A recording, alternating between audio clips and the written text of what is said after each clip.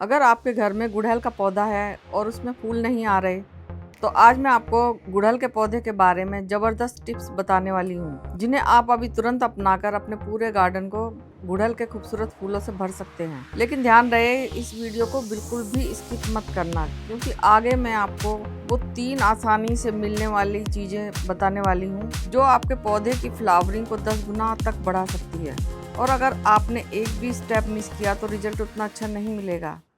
तो चलिए शुरू करते हैं और सबसे पहले बात करते हैं गुड़हल यानी हिबिस्कस पौधे की, जो सिर्फ एक सजावटी पौधा ही नहीं है बल्कि हमारे जीवन में इसका बहुत गहरा महत्व है। धार्मिक रूप से देखें तो गुड़हल का फूल माता काली और भगवान गणेश को अर्पित किया जाता है और इसे बहुत शुभ माना जाता है। वहीं आयुर्वेद में भी गुड़हल का इस्तेमाल बालों को मजबूत बनाने, स्किन को हेल्दी रखने और शरीर को ठंडक देने के लिए किया जाता है। कई लोग इसके फूलों और पत्तियों का पेस्ट बनाकर हेयर मास्क की तरह इस्तेमाल करते हैं, जिससे बाल घने और चमकदार बनते हैं। अब इतनी खासियत वाला पौधा अगर आपके घर में है और उसमें फूल नहीं आ रहे, तो सच में यह बहुत निराशाजनक होता है। लेकिन चिंता करने की कोई ज़रूरत नहीं है, क्योंकि हम एक एक करके वो सारे स्टेप करेंगे जिससे आपका पौधा फिर से फूलों से भर जाएगा।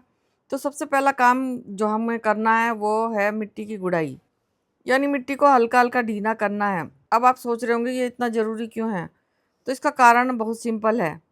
समय के साथ गमले की मिट्टी बहुत सख्त हो जाती है, जिससे जड़ों तक हवा और पानी सही तरीके से नहीं पहुंच पाता। और जब जड़ों को ऑक्सीजन नहीं मिलती, तो पौधा धीरे धीरे कमजोर होने लगता है और फ्लावरिंग बंद हो जाती है।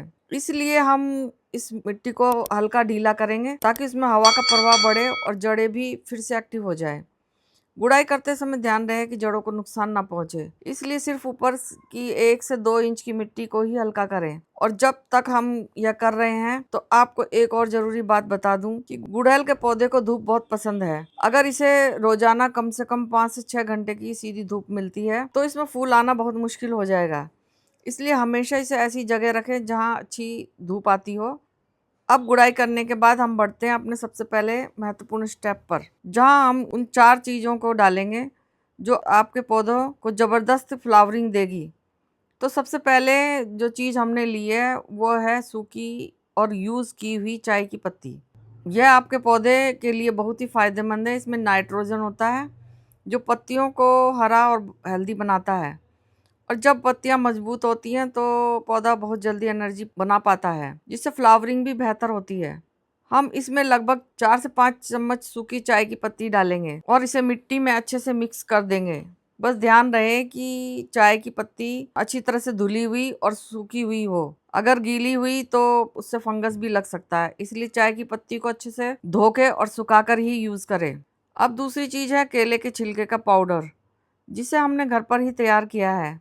इसके लिए हमने केले के छिलकों को धूप में अच्छे से सुखाया और फिर मिक्सी में पीसकर पाउडर बना लिया। अगर आपके पास पाउडर बनाने का समय नहीं है, तो आप केले के छिलकों को 24 घंटे पानी में भिगोकर उसका पानी भी इस्तेमाल कर सकते हैं। अब हम इसमें 4 चम्मच केले के छिलकों का पाउडर डालेंगे। ये पोटेशियम से भरपूर होता है, जो फूलों की संख्या और साइज दोनों को बढ़ाने में मदद करता है। इतना ही नहीं, यह पौधों की इम्यूनिटी को भी बढ़ाता है, जिससे वो बीमारियों से बचा रहता है। अब तीसरी और आखिरी चीज हम इसमें डालने वाले हैं, वो है चूना पाउडर। ये आपको आसानी से पान की दुकान पर या किसी भी नर्सरी में मिल जाएगा। हम इसमें सिर्फ 1 चम्मच चूना डालेंगे। चूना मिट्टी के पीएच को बैलेंस करता है और कैल्शियम का अच्छा स्रोत भी है, जिससे जड़ें मजबूत होती हैं और फूल ज्यादा समय तक टिके रहते हैं। लेकिन ध्यान रहे, चूना ज्यादा मात्रा में ना डालें, क्योंकि इससे पौधों को नुकसान भी हो सकता है। अब इन तीनों चीजों को डालते समय आप देख सकते हैं कि हमारा पौधा पहले से ही काफी हेल्दी लग रहा है, और जैसे ही ये न्यूट्रिएंट इसे मिलेंगे, इसकी ग्रोथ और भी तेज हो जाएगी। गुड़हल के फूल आमतौर पर सुबह खिलते हैं और शाम को मुरझा जाते हैं, लेकिन अगर पौधा हेल्दी हो तो रोज नए फूल खिलते रहते हैं, जिससे आपका गार्डन हमेशा फ्रेश और खूबसूरत दिखता है। अब इन सभी चीज़ों को डालने के बाद हम इसमें पानी डालेंगे, ताकि सारे पोषक तत्व मिट्टी में अच्छे से मिल जाए और जड़ों तक पहुंच सके। पानी डालते समय ये ध्यान रखें कि पानी ज़्यादा ना डालें, बल्कि उतना ही डालें जितनी मिट्टी में हल्की नमी हो जाए। अब मैं आपको दूसरा गुड़हल का पौधा दिखा रही हूँ, जिसमें पहले से ही फूल आना शुरू हो चुके हैं। आप पास से देख सकते हैं कि इसमें छोटी छोटी कलियां और खिले हुए फूल दोनों मौजूद हैं। अब सवाल यह है कि इस पौधे में हम क्या डालें ताकि इसकी फ्लावरिंग और तेज हो जाए।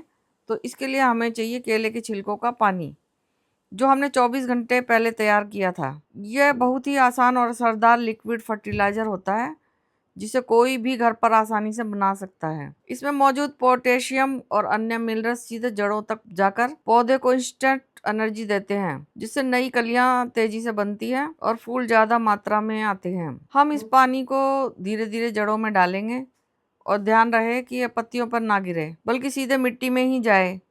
अब धीरे धीरे ये पौधा बढ़ेगा, आप खुद देखेंगे कि इसमें कितनी तेजी से नए फूल आने लगते हैं। अब बात करते हैं एक और कॉमन समस्या की जो गुड़हल के पौधे में अक्सर देखने को मिलती है, वो है मीलीबग की समस्या। ये छोटे छोटे सफेद कीड़े होते हैं जो पत्तियों और तनों पर चिपक जाते हैं और पौधों का रस चूसते रहते हैं, जिससे पौधा कमजोर हो जाता है और उसकी ग्रोथ रुक जाती है।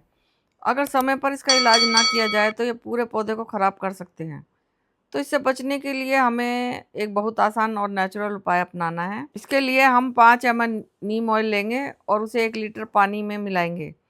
उसमें थोड़ा सा लिक्विड सोप डालेंगे ताकि ऑयल पानी में अच्छे से मिक्स हो जाए। फिर इसे अच्छी तरह से घोल कर स्प्रे बोतल में भरकर अब इस मिश्रण को हम प्रभावित जगह पर स्प्रे करेंगे, जिससे मिलीबग की समस्या तुरंत खत्म हो जाएगी और पौधा फिर से हेल्दी होने लगेगा। हालांकि हमारे इस पौधे पर अभी यह समस्या नहीं है, इसलिए हम इसे अभी स्प्रे नहीं कर रहे हैं। लेकिन अगर आपके पौधे पर ये समस्या है तो आप इस उपाय को जरूर अपनाएं। तो दोस्तों, अगर आप भी चाहते हैं आपका गुड़हल का पौधा हर दिन नए नए फूलों से भर जाए और आपका गार्डन हमेशा रंग बिरंगा और खूबसूरत फूलों से भरा रहे, तो यह सभी स्टेप फॉलो करें और इन 3 खास चीजों का इस्तेमाल जरूर करें। थोड़ी सी मेहनत और कड़ी देखभाल से अपने पौधे में कमाल का बदलाव देख सकते हैं।